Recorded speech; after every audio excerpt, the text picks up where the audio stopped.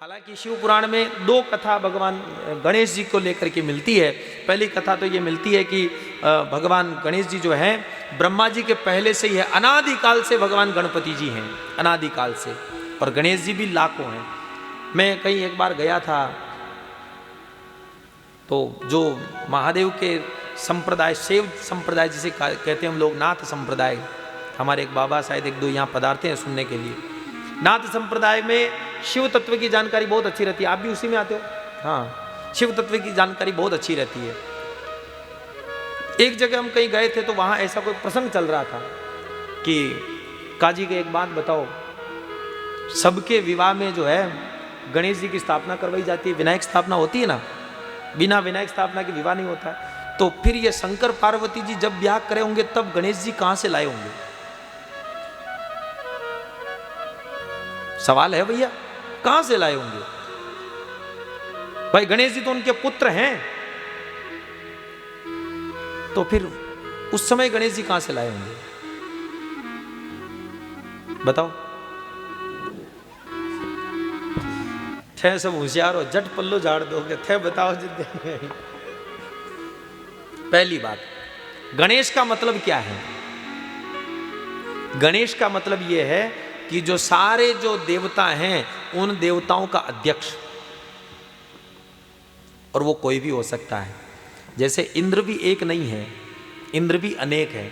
जो धरती पर रहने वाला प्राणी भी अगर 100 यज्ञ नियमित और पूरे नियम से कर ले वो भी इंद्र बन सकता है। और आप में अगर योग्यता है तो आप जो है सारे गणों के अध्यक्ष जिसे कहा जाता है, कि सारी सरकार जिसके नियंत्रण में, उसे कहा जाता है गणेश।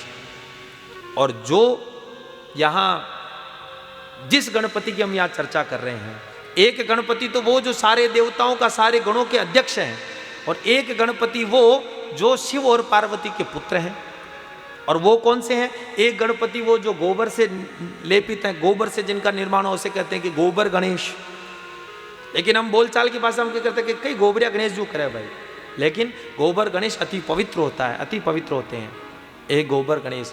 और जिस गणपति की हम यहाँ चर्चा कर रहे हैं वो गणपति है पार्वती जी के शरीर से उतरे हुए मेल से निर्मित गणेश, मेल से निर्मित गणेश। तो शिव और पार्वती के विवाह में जो गणपति स्थापना हुई होगी वो गणपति कौन? बताते हैं, रुकिए, थोड़ा शांति रखिए, ज्यादा हाइपर मत होइए। आप अपने घर में स्वास्तिक बनाते हैं, क्या बनाते हैं? साठिया जो बनाते हैं, साठिया, साठिए में 4 रेखाएं होती है। वो चारों रेखाएं किसका प्रतीक है? धर्म, अर्थ, काम और मोक्ष। किसके प्रतीक है? मोक्ष। और बीच में उसमें एक गोल बिंदी लगाई जाती है, वो गणपति का पद है। यानी बीच में हम सुपारी रख करके पूजा करते हैं। वो इन धर्म, अर्थ, काम के जो अधिष्ठाता है, अध्यक्ष हैं, जिससे हमको धर्म मिलेगा, जिससे हमको धर्म पे चलने की राह मिलेगी, जिससे हमको कर्म करने की राह मिलेगी, जिससे हमको मोक्ष की राह मिलेगी, और जिससे हमें अर्थ की राह मिलेगी। धर्म, अर्थ, काम, मोक्ष चारों को प्रदाता जो अध्यक्ष हैं वो हैं गणपति। तो उस समय जब महादेव और पार्वती जी का विवाह होगा उस समय स्वास्तिक की ही पूजा की गई होगी। और आज भी, ये तो अपन ने गणेश जी का पाठा लगाना शुरू कर दिया, लेकिन ईमानदारी से कहो तो आज भी स्वास्तिक की ही पूजा होती है, और स्वास्तिक की ही पूजा करनी चाहिए, स्वास्तिक की ही पूजा करनी चाहिए। तो ये था कि इनका जन्म ब्रह्मा जी से भी पहले हुआ था, और एक समय में शनि की दृष्टि इनके ऊपर पड़ी थी, तो शनि की दृष्टि पड़ने से इनका सिर कट गया था और इनके सिर पर हाथी का सिर लगाया गया था। वो तो कल्पांत जो गणपति है उनकी व्याख्या है। लेकिन अब हम शिव और पार्वती के पुत्र गणेश की चर्चा हम लोग यहाँ करने वाले हैं, कि माता पार्वती अपनी सखियाँ, 2 विशेष उनकी सखियाँ थी, जया और विजया। देखो अतिरिक्त तो याद है था ना, जया और विजया, उनके साथ विहार करती हैं। और विहार करते करते मन में आया कि मैया एक तो ऐसा कोई हो जो अपना जिसे हम कह सकें, अपना जिसे हम कह सकें।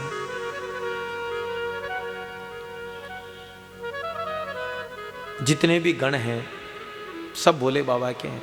अपनी नौकरी कम बजाते हैं, भोले बाबा की ज़्यादा बजाते हैं। अपने यहाँ कोई अपन आपस में कोई बात भी करते हैं तो भोले बाबा के कान में जा कर के कह देते हैं।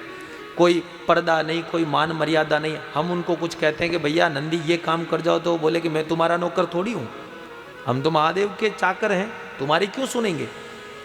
तो मैया अपना भी कोई ऐसा गण होना चाहिए जो सिर्फ अपनी सुने, 24 घंटे अपने साथ ही रहे, कम से कम ऐसा कोई भाव हो। तो पार्वती जी को भी लगा कि बात तो सही कह रही कि एक बार मैंने नंदी को बाहर दरवाजे पर बिठाया और मैं स्नान कर रही थी, उस समय महादेव आए तो नंदी ने कहा कि प्रभु रुक जाइए, मैया स्नान कर रही है। तो नंदी को डांट करके बोला कि स्वामी को रोकते हो, और अंदर आ गए।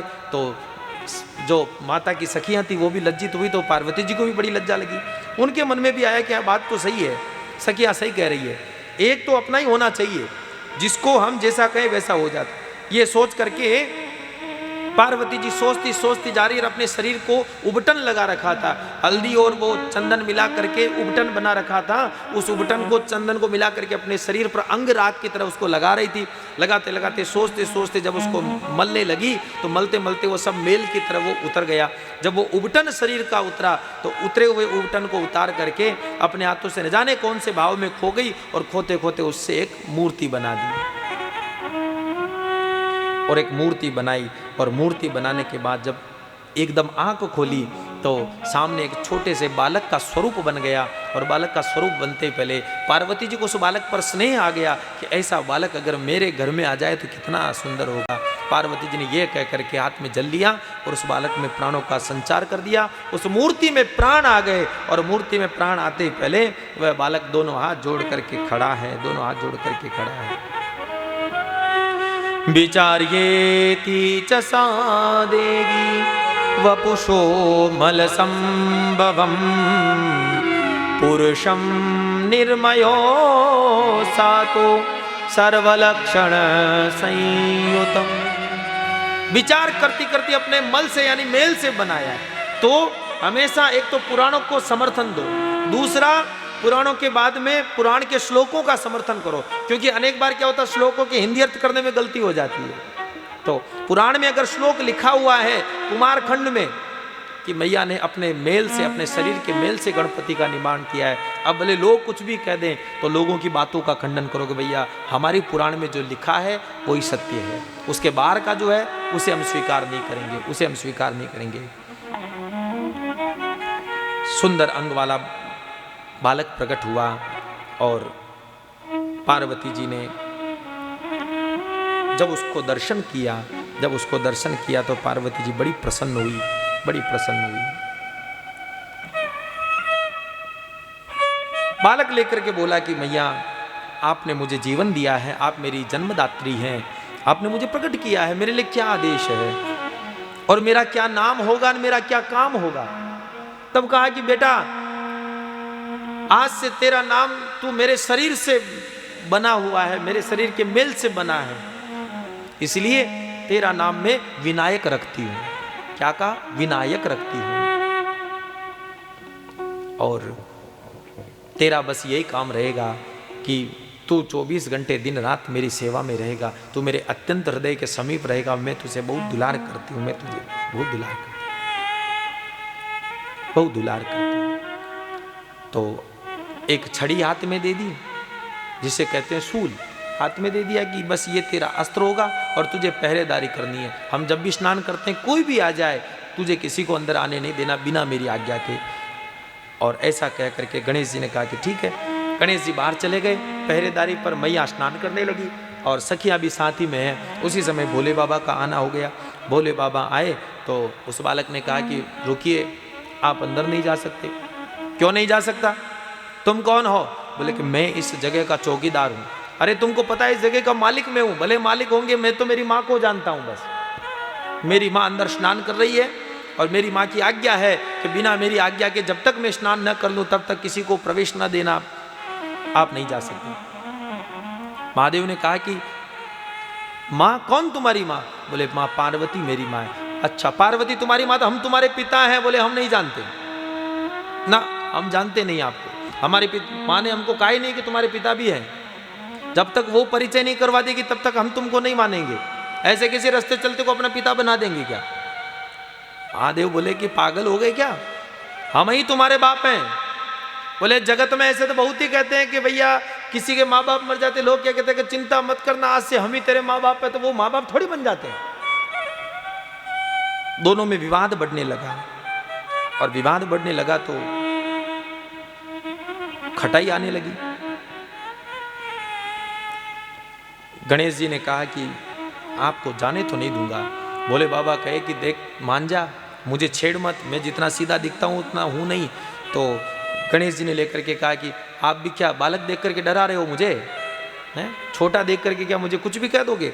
तो नंदी आया, नंदी ने आकर के कहा हे दुष्ट बालक, तुझे बोलने का तरीका नहीं, ये हमारे महादेव हैं, ये साक्षात शिवा के पति हैं, पार्वती के पति हैं, यही तुम्हारे पिता हैं, इनसे इस तरीके से जबान लड़ाते हो? ए बैल बुद्धि के बाहर निकल। जब दो बात कर रहे हैं तुझे बीच में बोलने के लिए किसने कहा? चुपचाप दूर खड़ा रहे। नंदी ने कहा कि अच्छा मुझे कह रहा, बोले शांति से खड़ा रहे, यहाँ पे तुझे बुला नहीं है किसी ने। यहाँ नंदी के और उनके बीच में द्वंद्व होने लगा। द्वंद्व होने लगा तो शिव जी ने कहा नंदी को समझाओ इसे, ये कौन है, कौन आज तक भी देखा नहीं, कहाँ से आ गया है? बोले वही हम भी पता करने की कोशिश कर रहे हैं, कल तक तो था नहीं, ये अभी कभी कहाँ से पैदा हो गया है, और होते से पहले इतना बड़ा बन गया। तो नंदी का गणेश जी के साथ में युद्ध आरंभ होता है, और बहुत देर तक युद्ध किया। शिव के अन्य गण भी आए और उन्होंने भी युद्ध किया, लेकिन गणेश जी ने सबको परास्त कर दिया।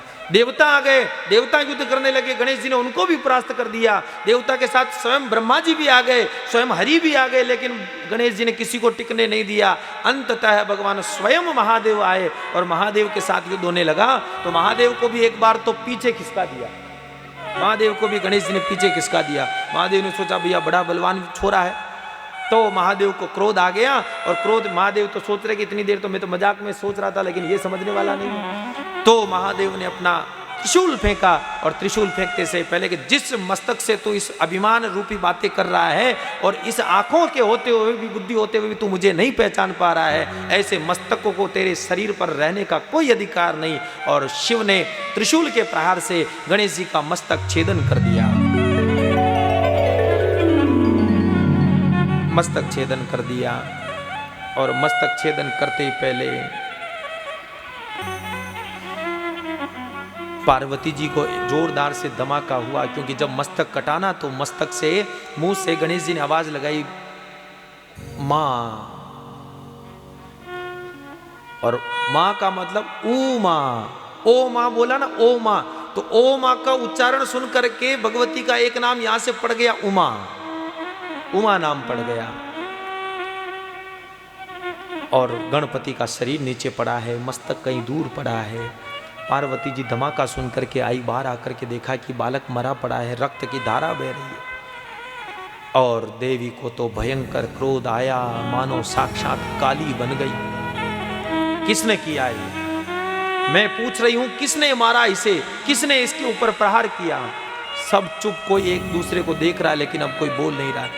जवाब क्यों नहीं देते किसने इसके ऊपर प्रहार किया? या तो वह दुष्ट नीच बाहर निकल करके आ जाए, नहीं तो उसके चक्कर में पूरी दुनिया को मैं जला करके भस्म कर दूंगी। छोटे से बालक पर प्रहार करके अपनी शक्ति का परिचय देने वाला वो नालायक वीर, शूरवीर बनने का जो प्रयास कर रहा है, वो सामने आए। और अति भयंकर जब क्रोध किया, अति भयंकर जब क्रोध किया, तो कृपानाथ भगवती क्रोधित होकर के महाप्रलय को तत्पर हो गई, महाप्रलय को तत्पर हो गई। तब सारे देवता मिलकर के भगवती से प्रार्थना करते हैं, प्रार्थना करते हैं। किं करिष्यति सा देवी संहारं व्याप्य कालत इति संशयमापन्ना जीवनाशाहता भवत। हे माँ, आप क्या संहार करना चाहती है? आप हमारी रक्षा कीजिए, हम आपकी शरण में हैं, हमारी रक्षा करिए। जगदम्ब नमस्तुभ्यं शिवायै च नमोस्तुते। नमस्तुभ्यं कल्याणै च नमोस्तुते। आप हमारी रक्षा करिए, आप हमारी रक्षा करिए। तब चंडिका बनी पार्वती जी ने कहा कि प्रलय एक ही शर्त पर रुकेगा कि पहले तो मेरे पुत्र को जीवित किया जाए, दूसरा मेरे पुत्र को प्रथम पूज्य घोषित किया जाए, प्रथम पूज्य घोषित किया जाए। तब सारे देवता मिलकर के भोले बाबा के पास गए कि बाबा कुछ करो, नहीं तो सारा मामला समाप्त हो जाएगा। तब भोले बाबा ने कहा अच्छा ठीक है, हमको क्या पता था कि हमारा ही बेटा है। कहा कि ठीक है जाओ, उत्तर दिशा में अपने गणों को भेजा और कि जो भी पहला जीव मिले उसको लेकर के आ जाना। तो एक दांत वाला, 1.5 दांत वाला एक छोटा सा हाथी का बच्चा मिला, उसको मार करके उसका सिर लाए और गणपति जी को लगाया गया और गणपति जी को पुनर्जीवित किया गया। और भगवान शंकर, ब्रह्मा जी और विष्णु सभी ने मिलकर के गणेश जी को आशीर्वाद दिया है। और पार्वती जी ने गणेश जी को विघ्नहर्ता और सर्व काम फलप्रद इस प्रकार का आशीर्वाद दिया है कि पुत्र आज से तुम विघ्नहर्ता के रूप से जग प्रसिद्ध होगे। तुम्हारा नाम लेकर के जो भी कार्य आरंभ किया जाएगा उसमें किसी प्रकार का कोई अवरोध नहीं आएगा, कोई विघ्न नहीं आएगा, सकुशल राज्य कुशल संपन्न हो जाएगा। और भगवान गणपति का जन्म भाद्रपद मास के कृष्ण पक्ष की चतुर्थी को होता है और इसी दिन तुम्हारा महात्म्य होगा, इसी दिन तुम्हारा महात्म्य होगा। और गणपति जी को उसी दिन से गणों का अध्यक्ष पद पर बना दिया जाता है। बिना गणपति के कोई भी मांगलिक कार्य संपन्न नहीं हो सकता है।